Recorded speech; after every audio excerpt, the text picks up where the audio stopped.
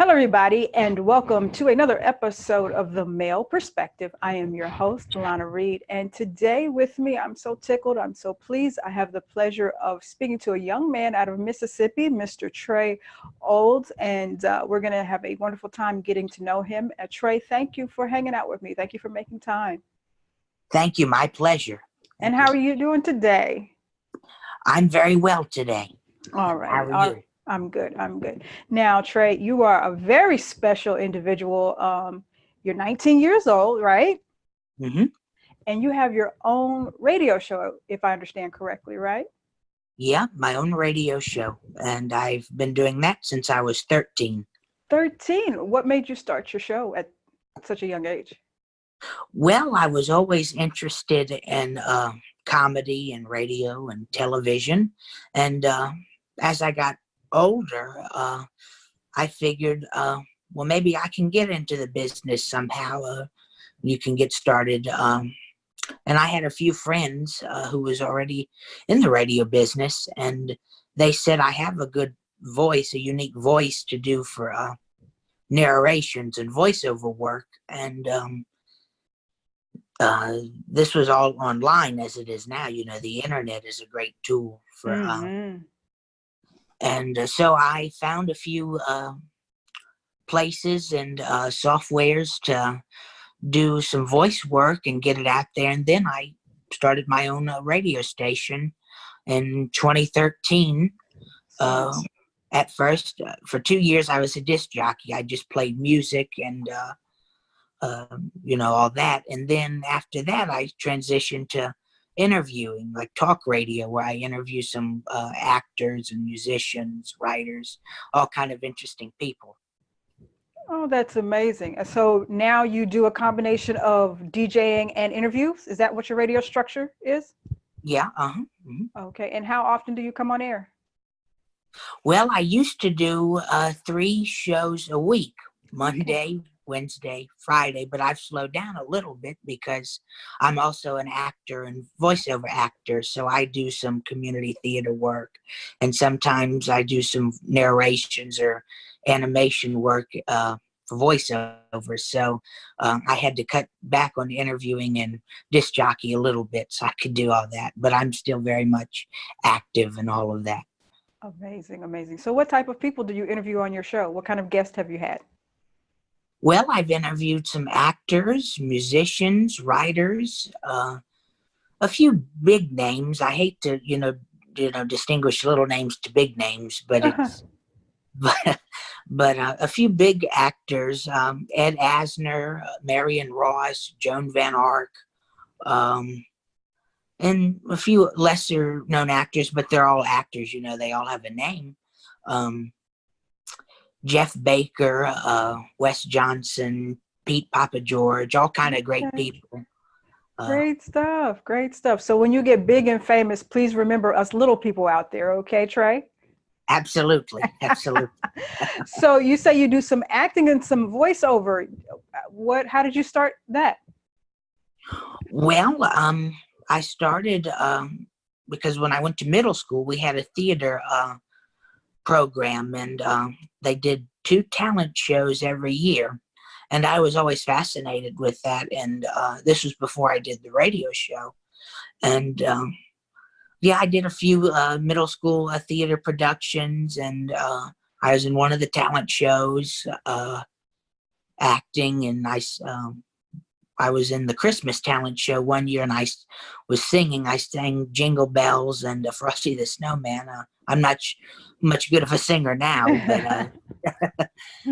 but yeah, that was fun. And then when I went to high school, we had a whole drama department, and I did a lot of plays there. We did Romeo and Juliet, a lot of Shakespeare, Hamlet, a lot of Shakespeare, but then we did some other stuff, and then we just did regular play readings, around the table. We just read plays, and that was fun. And now I do a few community theater productions with a few community theaters around me in my area. So, and I go audition and It's fun, very fun. Yeah. Okay. And you do voiceovers too? Is it anything that we would have heard?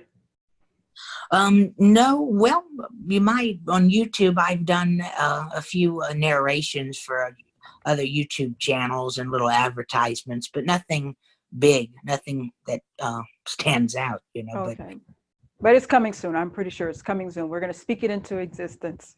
But absolutely. And you write yourself too, correct? Did I read that right? Yeah, I've written a few short stories, and I do some acting skits myself, and you can find some of them on my YouTube channel, Trey Olds, TreyOlds, and yeah, I write my own little acting skits, and I perform some of the characters, and Okay. that's fun, you know, because you're the writer, the performer, and yeah, you do all of it, you know, and it's very interesting. Okay.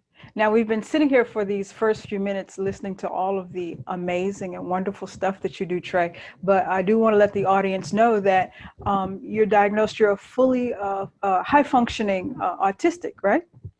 Yeah, high functioning autism. Some people call it Asperger's syndrome. Mm-hmm. It's very similar to Asperger's. Yeah, I was diagnosed when I was um, 10, but my parents kind of saw that unusual behavior, different behavior, when I was 3 or 4. So they knew something was up, you know, and but I was officially diagnosed when I was 10. No. For people who might not know, you said that your parents noticed something when you were 3, some unusual behavior. What are some things that people can look for when they're looking at for autism? Yeah, well, there's many different spectrum. It's a big spectrum, you know, of autism. So there's different behaviors. But for me, I was very, very shy, and I didn't want to be out in the open. I was very isolated and kept to myself. And I didn't like being touched. A lot of people with autism don't like being touched or hugged or, you know, and yeah, so, and there's many other different signs. I can't name them all, but, you know, those are some of the key ones. So do you find yourself, because you're very active in public life and acting and all of that stuff, do you find that you kind of have to talk yourself through certain things, certain situations? Does it get uncomfortable for you at times? Oh, yes. As I got older, I've learned to cope with my autism more, to grow out my shell, you know, and kind of adapt to different things and places. And yeah, you're right. And it's always a struggle because for me, I don't like loud noise. So when I go to certain events or conventions, it's a lot of, I have to kind of just control myself and just, you know. Okay. So, you know, and autistic or not, I have read a lot of biographies about some very, very famous actors and actresses. And a lot of times, a lot of them they say they're shy already. So I think that's a common trait anyways, whether or not you're autistic or not. So being shy, being an actor and actress is a way to overcome that, defeat that personality trait. So it's a wonderful thing. It's a wonderful thing. So, you know, for people out there who don't know too much about autism, and they might encounter somebody in their life, be it a coworker or a family member or something, what are some very important things that you think we would know in coping and coexisting with somebody who has autism or who is autistic? Well, I would say, you know, people with autism, they're still people, they're still human. So don't treat them any different than you would treat, you know, your other friends or other family members. Because they're still human. They just have a different way of communicating or seeing things. And sometimes they have to adapt, or sometimes you have to adapt. And but it does get more easier. And as I said, you always struggle with things, and that can be said for life in general, but you always have to think positive and learn to see the good things and life. And I've met many people with autism. I worked with a few people with autism. They're very creative, and like they see certain things that people without autism don't see. I've met a lot of people with autism. They are wonderful artists. They paint, draw, and they have a certain detail of things. Mm-hmm. It's very interesting. Yes, I think I read an article not too long ago where some major corporations were specifically hiring autistic people for their attention to detail and, like you said, their creativity and being able to think outside the box. So there's a lot of wonderful skill sets that autistic people come with that I think people overlook and don't realize or appreciate. Yeah, absolutely. Oh, yeah. Okay. So what's next on the agenda? You've got the radio show and the DJ thing, and you're writing and you're doing all this stuff. And you're only 19, so you have to have bigger plan. You have bigger plans out there, Trey. What's next on the agenda for you? Well, I'm always busy with the acting and radio, and I always have a few projects come my way. And I have one acting project coming up this summer. I really can't talk much about it because Okay. it's in production, but yeah, I have that to look forward to. And I do other things, I draw, paint. I'm very creative, like I mentioned before. So I'm always busy and doing things. And who knows, maybe one day I'll star in a TV show or a movie. There you go. We're hoping for it. So you're in Mississippi. Do you actually, or do you ever, or would you like to travel outside of Mississippi and do the acting, or have you done that before? I've traveled a few places, not for acting, but Mm-hmm. I'm from Louisiana, and I lived in Louisiana until 2016, and then I moved to Mississippi. And I've done community theater work in Louisiana too. So yeah, that's fun. And I've done a few in Alabama, so mostly the southern states. Southern states. So got to get you out to the big metropolitan cities, your Chicago's, New York's, and Los Angeles, where I'm at. So get you out there. That's where all the action is at. Oh yeah, one day, here's hoping. There you go. There you go. So I'm curious about your own personal story here. And because you mentioned earlier that sometimes when you go places, you struggle with things like, loud noise and touching or whatever. Do you have conversations with yourself to talk you through it, or how do you get through that process? Yeah, I it's a inner thought process. I just try to calm myself down and reassure myself, and 99% of it works. I calm down, and as I get older, you learn to cope with it more. Mm-hmm, mm-hmm. And so yeah, and it's gotten better and easier as I've gotten older, and I'm sure, and I hope it will continue to get easier. Okay. Okay. Yeah, I think a lot of times, because it's not an issue that people can see on the outside. So you might have somebody who is not understanding or not aware, and we naturally want to do things like maybe, give you a hug or, tap you on the shoulder, but we don't understand the response. And I think a lot of people need to kind of get some education and some knowledge that it's not the person being offensive. They're not trying to be mean, but it's really a struggle to deal with physical, people in your physical space. So I think we need more education about things out there. Yeah, absolutely. People and people are slowly learning more about autism, and because when I was 3, when my parents first noticed that unusual behavior, many people didn't know what autism was. They just thought it was temper tantrums or, you know. And so as the years went by, you kind of got more of an understanding of autism and similar conditions like that. Mm-hmm, mm-hmm. Was high school and junior high school, was that difficult? Middle school and high school at first was difficult because you meet a whole new set of people, interesting people. But I was as I said, I was shy, but after I got used to certain things or certain people, I became more talkative and became more open. And so I really didn't have any difficulties. Certain things, you're bullied, but that happens in high school and middle school, But Yeah. I've learned to just keep going and just be positive. Okay. Okay. So you're what they consider high functioning. So you have a job. You hold down a job. Well, I just do the radio and acting stuff, and that's a job, I guess people could Okay. say, Okay. but Okay. not a real job. No, but I do little other odds and end stuff. But I volunteer with different places, with the community theaters and some other centers, and so it's fun. I'm keeping busy.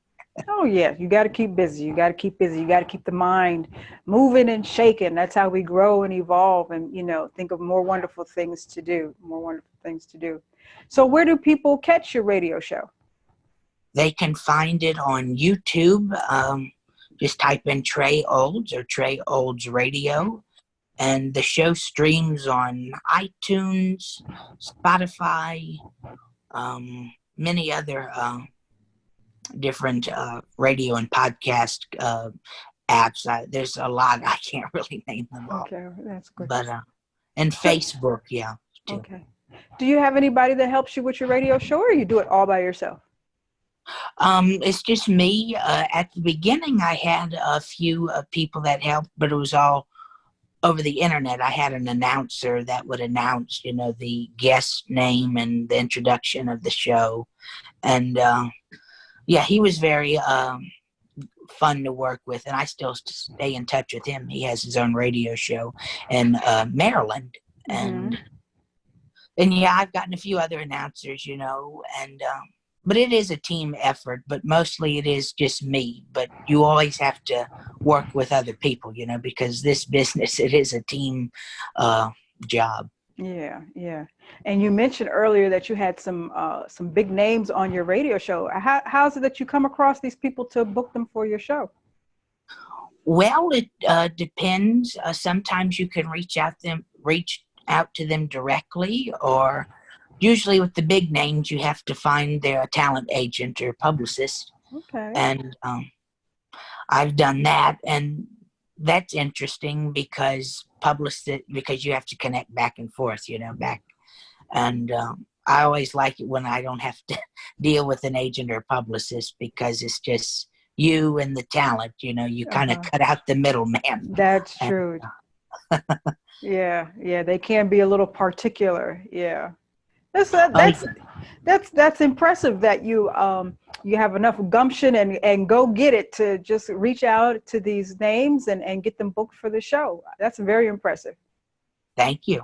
Yeah, high drive there, high drive. And I would say that there's a lot of people out in this world who don't have any of the challenges that you have, and they're sitting on their duff and not doing anything. So, there's Trey to say, look, if I'm doing all of this, you really have no excuses. Absolutely. Yeah, everybody can do anything. Everyone has a calling, autism or not. Everyone has a passion and a calling, and you should jump for it and go do it. That's right. That's right. That's right. So we're gonna. So are you in the process of booking any more people that we should look for on the show, or? No, I don't have any interviews coming up yet, because I've gotten a little busy with a few theater productions, but I should have a few interviews coming up. I think at the end of this month, February, or the start of March. Okay. So no one in particular, but I'll let everyone know. Okay. Okay. And they can catch up that other Facebook and the different apps, the radio apps. Now, I know you said earlier that you have an acting thing that you're working on that you can't really speak on, but there's a couple of other projects that you're involved in that we can know about, or no? Or these all top secret? No, I have a few coming up. I do a lot of things like this, being interviewed on other people's shows. Okay. So I have a few of those coming up. One in March with a gentleman in Chicago, Illinois, will be interviewing me. And it will be talking about how I got started in the business, and then similar to what we're doing, how autism and how I got in the business. And I like interviews like that because I've interviewed people for 6 years, and it's always fun to have the tables turn and where I'm the one being Uh-huh. interviewed. Oh, that it is. It is nice. So, what do you find? What was your most interesting interview that you've had so far? When you have interviewed somebody. When I've interviewed somebody, well, I love all the interviews I've done. Probably the most interesting one was when I interviewed Ed Asner, because he was the first big name people would recognize. And Mm-hmm. he was the first big one I got to interview, and he was very nice and very, he gave a lot of advice to me and to my listeners who want to get into the industry and be an actor. And Mm-hmm. yeah, he was a very humble man, very nice to talk to. Yeah, you're much younger than me, but I used to, as a young girl, I used to watch all of his shows and stuff like that. And he has a nice spirit. It seems like he has a very nice spirit, nice aura. So it's very nice to hear that he was very helpful and gave out information. So that's very nice. Sometimes it's hard to find people in this world who are willing to give back once they achieve a certain status. So that's a wonderful thing to hear. Yeah. Oh, okay. So Ed Asner. Have you ever seen any of his TV shows? His old TV shows? Yeah, I'm 19, but I was always interested in the older television. So yeah, Mary Tyler Moore, Okay. Lou Grant. Yeah, so I was a fan of all of his shows. Okay. Okay. So besides the radio show, and besides the acting, and besides the voiceovers, and besides the writing, do you have any other hobbies or things that you do to keep yourself entertained? Oh yeah, but most of all of my hobbies are kind of back, to the writing and acting because I'm very creative. I like to draw, I paint, and every now and then I pick up a new hobby. Probably a few months ago, I started doing pottery and clay sculpting. Yeah. So that That's was it. very relaxing. Very relaxing. It's something about the feeling of everything coming together in your hands. It's a very relaxing process. Oh yeah, absolutely. And I'm not perfect at it, but Give it I some enjoy it. time. Give it some time. So you write. So I'm assuming that you write like screenplays and stuff like that, or would you be writing like a book or so, a biography of your life, or what types of stuff do you write? Yeah, I write screenplays or scripts and mostly short stories, but nothing that would be considered a book or a novel. Nothing too big. Nothing yet. Nothing yet. Yeah, nothing yet. That's right. Nothing yet. So short stories. That's kind of interesting. What topics are your short stories on? Well, a lot of all of it's fiction, Mm-hmm. so fantasy, sci-fi, post-apocalyptic. Okay. Uh, so yeah, and I act out because I do acting skits based upon my stories I write, and I play a character that I think that calls out to me the most, and I can kind of relate to, and Uh-huh. so that's always fun. And I've played some interesting characters uh, for my acting skits and on theater. So yeah, I've played some crazy characters. I'm what people would call a character actor. I'm not Oh, a, okay. a leading man or not. Okay. So if I'm hearing correctly, you like sci-fi. You're a Star Wars, Star Trek geek. Yeah, I wouldn't say I'm a true fan. I mean, I like it. I'm like a lot of everything really, but I don't really just stick to that. Sci-fi, fantasy, medieval. Um, Okay. yeah. You like all of that. Okay, that's a nice little combination. All righty. So we've got the writing and the skits and the voiceovers and just so amazing. I mean, you at 19, I don't think I was doing that much at 19. 19, what was I doing? 19, I was just trying to, oh yeah, just trying to get through first year of college. So so you're way more impressive and way more ahead of the game than most 19-year-olds that I know. And so is Mississippi where you're going to be at for a while, or you going to pick up and go someplace else? Hopefully I'll be in Mississippi for a while, because it's been my home for 3 years, and all of my family is here. But Okay. who knows? There's always, we'll see what happens. Something always happens in my life, so who knows? Okay. So hopefully a lot of wonderful, good stuff will continue to happen. We're going to wish that and put that in the air. And I want to hear you or see you on a big screen or a small screen somewhere and say, hey, I had an interview with him a few years back. Look at him now. Look at him now. That's wonderful. So Trey, before we go, I want you to please let everybody know, like you have your social media and stuff like that, how people can get in touch with you and connect with you. Would you want to give that to people? Sure. Yeah, I have a Facebook page. It's Trey Olds, TreyOlds.